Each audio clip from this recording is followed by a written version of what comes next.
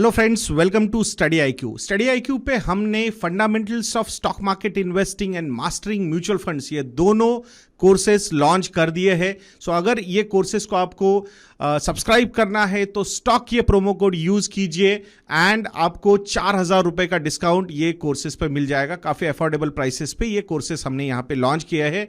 आशा करूंगा आप जरूर उनको सब्सक्राइब करोगे। आज की ताजा खबर की शुरुआत फिर से एक बार लाइक्स के रिक्वेस्ट के साथ मैं करने वाला हूं, क्योंकि एंगेजमेंट जैसे ही कम हो जाता है वैसे ही व्यूज कम हो जाता है। एंड दैट्स व्हाई 7,500 लाइक्स की रिक्वेस्ट मैं आप लोगों के सामने यहाँ पे रख रहा हूं। सो मुझे पता है कि आप जरूर वो टारगेट कंप्लीट करवाओगे। अब बात करते हैं मार्केट्स के बारे में। कल आप लोगों ने देखा होगा मार्केट्स काफी अच्छे ओपन हुए एंड देन बिल्ड भी हो गए और मोर देन 1,000 पॉइंट सेंसेक्स या फिर निफ्टी भी ऑलमोस्ट 2% ऊपर था। अब ये ऐसा क्या हो गया कि मार्केट इतना अच्छा परफॉर्म करने लग गया है? सो मेजर रीजन जो है, कुछ ग्लोबल रीजंस है, कुछ डोमेस्टिक रीजंस भी है। सो डोमेस्टिक रीजंस क्या है? तो monsoon is all set to arrive or has arrived somewhere in some parts of India, ऐसा आईएमडी का मानना है। बट स्काईमेट बोल रहा है कि एक दो दिन के ये प्रेडिक्शन पे, ये सही होने पे it is not a right thing. There are different situations getting developed, but मुझे लगता है मार्केट वाज लिटिल बायस्ड। तो मार्केट ने बोला नहीं, स्काईमेट नहीं, आईएमडी जो बोल रहा है उसके हिसाब से ये चीजें सही है। और दूसरा रीजन है ग्लोबल। अगर हम बात करेंगे तो चाइना में कोविड की सिचुएशन काफी ज्यादा इंप्रूव हो रही है। शंघाई में तो लॉकडाउन्स भी वो खत्म कर रहे हैं फ्रॉम 1 जून। सो अब ओवरऑल अगर मेन सप्लायर जो है दुनिया का, अगर वहां पे लॉकडाउन्स होते हैं तो definitely supply chain completely disrupt हो गई थी और वो वापस अपने सही ट्रैक पे आती हुई नजर आ रही है। एंड दैट्स व्हाई जो इन्फ्लेशन बढ़ने का वन ऑफ द रीजन था that this supply chain getting disrupted, तो वो फिर से एक बार प्रॉपरली ऑन ट्रैक आ रही है। And that's why markets, global markets are taking it positively. दो कल US markets on a Memorial Day बंद थे, दैट्स व्हाई वहां पे कोई अपडेट नहीं है। बट स्टिल 10 ईयर जिसे किल जो है वो तो नंबर हमारे सामने है, बिकॉज वर्ल्ड ओवर वो ट्रेड होता है। So that is at 2.83%। Brent crude के प्राइसेस अगर हम देखेंगे तो $118 पर बैरल तक ब्रेंट क्रूड के प्राइसेस जा चुके हैं। अब यहाँ पे डेफिनेटली हमारे लिए as a country, as a net importer of oil, हमारे लिए काफी निगेटिव है। But there are some other developments which are also happening. अब वो क्या है ऑयल रिलेटेड, ये वो मैं आपको बताता हूँ। So India's imports of cheap Russian crude surges since Ukraine invasion. अब ये कितना इंक्रीज हुआ है? So in the month of April, that particular import was 7.2 million barrels in April, then 24 million barrels in May, and now in June it will be around 28 million barrels. So वैसे India का जो daily consumption है वो 5 million barrels का है। तो वैसे उस हिसाब से तो आप बोलोगे यार ये कौन सा ऐसा बड़ा, मतलब 5 दिन या फिर 6 दिन इस टाइप का हम इंपोर्ट वहां से कर रहे हैं। You need to look at the gradual increase, और हमें जैसे माना जा रहा है अराउंड $30 to $40 पर बैरल इतना सस्ता वो ऑयल मिल रहा है। And that too pre invasion rate of $90 और समथिंग लाइक दैट। ऐसे मतलब एटलीस्ट यही खबरें थी। सो आप समझ रहे हो कि कितना बड़ा डिस्काउंट वहां पे हमें मिल रहा है। सो ये चीज हमने समझनी होगी कि ग्रेजुअल इंक्रीज हो रहा है। अगर 28 मिलियन बैरल्स हम जून में मंगाएंगे, सो टोटल मतलब ऑलमोस्ट 6 दिन का क्रूड हम वहां से मंगाने वाले। 30 दिन में 6 दिन यानी कि 20%। कहा हम पूरे साल में 15 मिलियन बैरल्स मंगाते थे और कहा हम every month. Now that capacity is beyond 25-30 million barrels. तो आप समझ रहे हो यहाँ पे कि जो share of crude oil import है from Russia is increasing. So I think that is going to be very beneficial for India's overall current account deficit. ये नंबर धीरे धीरे बढ़ेगा। एंड मुझे ऐसे लगता है कि ये जो सैंक्शंस वगैरह रहेंगे डेवलप्ड वर्ल्ड से, वेस्टर्न वर्ल्ड से on Russia, that could be little long term. और उसके चक्कर में शायद यहाँ पे ये चीप रशियन क्रूड ऑयल का जो सप्लाई है, जो कट प्राइस डील जो हम रशिया के साथ कर रहे हैं, I think that could be very much beneficial for India. अब क्रूड के बारे में ही बात कर रहे हैं तो definitely how can we ignore about the taxes which the government is collecting. तो अभी रिसेंटली हमने देखा कैसे एक्साइज ड्यूटी कट्स किए गए, उसके चक्कर फिर बाद में थोड़ा बहुत वैट भी स्टेट गवर्नमेंट्स ने कम किया, उसके चक्कर में प्राइसेस अराउंड 8 से 10 रुपए पर litre in on petrol and diesel वहां पे कम हो गए।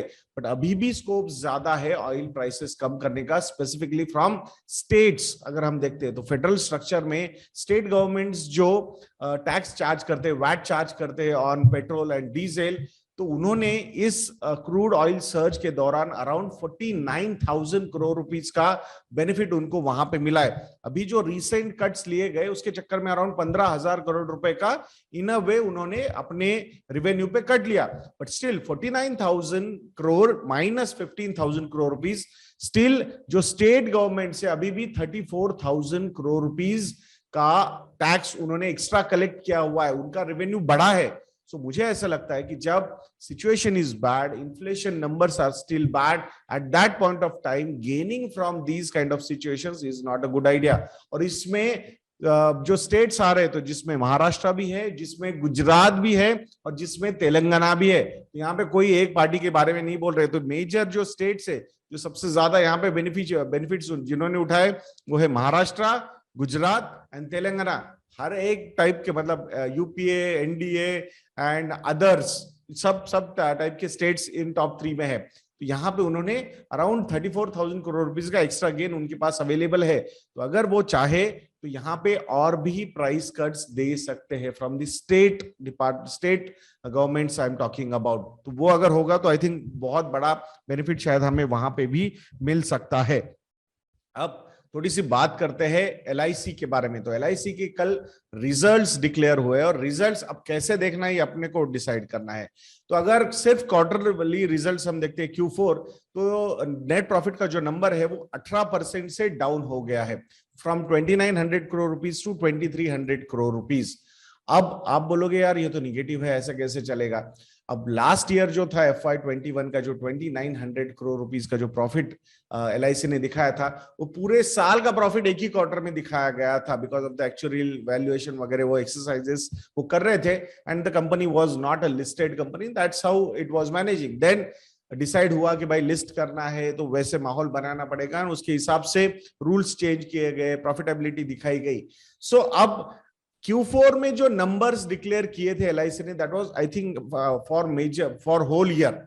बट अभी मार्केट जो बता रहा है भाई, अब वो क्वार्टरली रिजल्ट डिक्लेयर हुए तो हम मार्केट बोल रहा है कि भाई ये तो 18% डाउन है। बट अगर पूरे साल के रिजल्ट्स हम देखते हैं, पूरे साल के FY21 and FY22, so FY21 में पूरे साल के जो प्रॉफिट्स थे एलआईसी के, that those were around 2,900 crore rupees.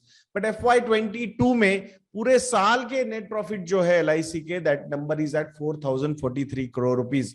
तो ग्रोथ कितनी हुई? 39.4% की ग्रोथ यहाँ पे एलआईसी के प्रॉफिट्स में ईयर ऑन ईयर, पूरे कंप्लीट ईयर के लिए अगर हम देखेंगे तो I think LIC has just started to gain profits और to show profits because they have changed the rules of shareholders को कैसे प्रॉफिट्स दिए जाएंगे। And that's why I think आने वाला समय काफी इंटरेस्टिंग हो सकता है इस कंपनी के लिए। अगर ये 2,300 टू 2,500 ऐसे करोड़ के प्रॉफिट्स दिखाते गए, so I think next year मतलब FY23 में the total earnings of LIC could be more than 10,000 12,000 crore rupees also. So वहां पे ईयर ऑन ईयर जो इंक्रीज हो सकती है, that would be around 200% plus. So इसीलिए कि प्रॉफिट जनरेट करने की मशीन एलआईसी बन सकता है अगर वो चाहे तो। अब वो देखना पड़ेगा कि कैसे वो बैलेंस आउट करते हैं between policy holders and share holders. So interesting days are ahead. और उन्होंने फील गुड फैक्टर के पॉइंट ऑफ व्यू से ₹1.5 का डिविडेंड भी डिक्लेयर कर दिया है। I think LIC is going to be a major dividend payer also in future. I have no doubts about that, because ऐसी कोई redeployment of capital, reinvestment of capital for growth, ऐसा कुछ करने की जरूरत एलआईसी को नहीं है। जो स्ट्रक्चर है वो काफी अच्छी तरीके से सेट हुआ है। So I think from that point of view interesting days will be ahead. बाकी सिर्फ और सिर्फ अगर आप क्वार्टर 4 के नंबर्स को कंपेयर करोगे तो शायद मिसगाइड हो सकते हो। ईयर ऑन ईयर पूरे साल के नंबर्स अगर देखोगे तो एलआईसी का पोटेंशियल आपको समझ में आएगा। वैसे भी वैल्यूएशंस जो दिए गए थे काफी ल्यूक्रेटिव वैल्यूएशंस के साथ आईपीओ आया था, but market sentiments were quite negative and that's why हमने जो रिएक्शन देखा है मार्केट की तरफ से एलआईसी के लिए, उसी की वजह से स्टॉक यहाँ पे डाउन है।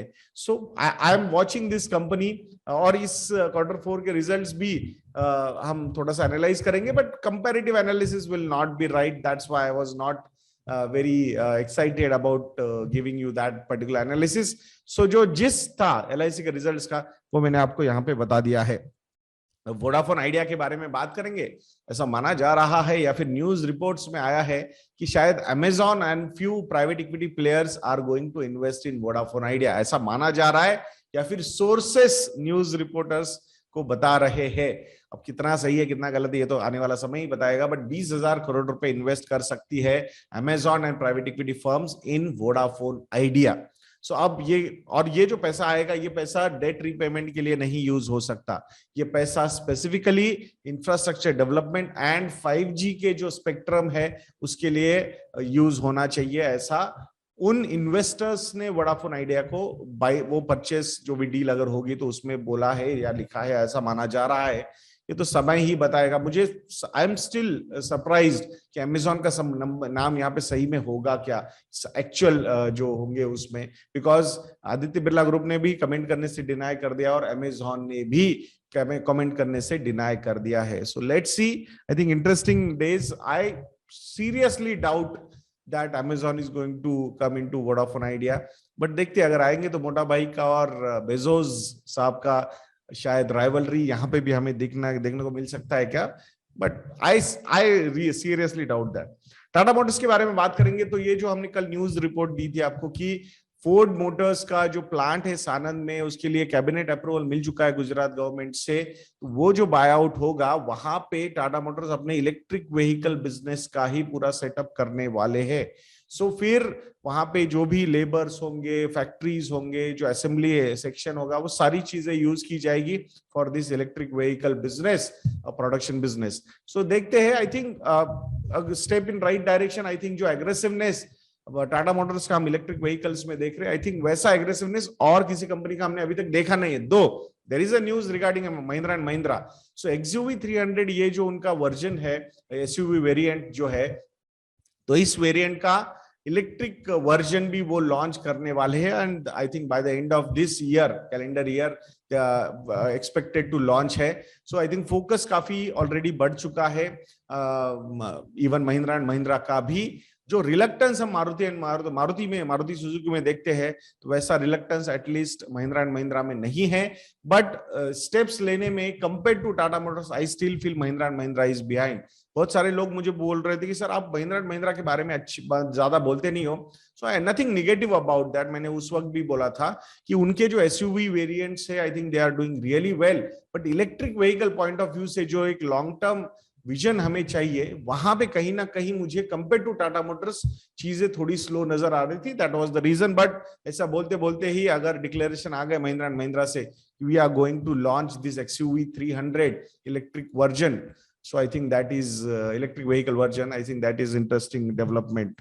अब बात करते हैं आईपीओ के बारे में 40 आईपीओ आ चुके हैं इस कैलेंडर ईयर में, मतलब 1 जनवरी 2022 से लेकर अब तक।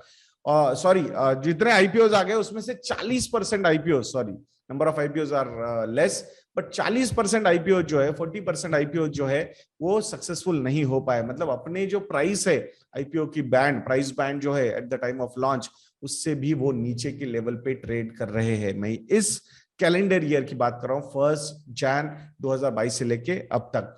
40% IPO, I think over the long term हमने देखा है कि मेजॉरिटी ऑफ द आईपीओ अपने आईपीओ प्राइस बैंड के नीचे ट्रेड करते हैं। That is the harsh reality of IPOs in all over world. Very few IPOs are successful, otherwise it's more of a exit to the private equity investors or to the promoters, ऐसा मुझे लगता है। अब Nifty 50 में एक replacement की भी news शायद जल्दी आ सकती है। अडानी एंटरप्राइजेस ये जो कंपनी है सो वो कंपनी श्री सीमेंट को रिप्लेस कर सकती है आने वाले रीबैलेंसिंग में, निफ्टी 50 के रीबैलेंसिंग में। सो ऐसा एक रिपोर्ट का मानना है, और उसकी वजह से पैसिव फंड के जो इनफ्लोज रहेंगे अदानी इंटरप्राइजेस में, those inflows would be around $183 million. अगर इसको रुपीस टर्म में हम कन्वर्ट करते हैं, सो 1418 करोड़ रुपीस का ये टोटल अमाउंट हो सकता है, पैसिव इनफ्लोज अडानी एंटरप्राइजेस में हो सकते हैं, ऐसा उस रिपोर्ट का कहना है। सो देखेंगे रीबैलेंसिंग में क्या क्या होता है। Rebalancing is due soon, we are going to see कि क्या क्या चेंजेस वहां पे हो सकते हैं। सो ये आज की ताजा खबर थी दोस्तों। सो वीडियो को लाइक करना, शेयर करना और चैनल को सब्सक्राइब करना मत भूलना। नेक्स्ट वीडियो में मिलते हैं। जय हिंद।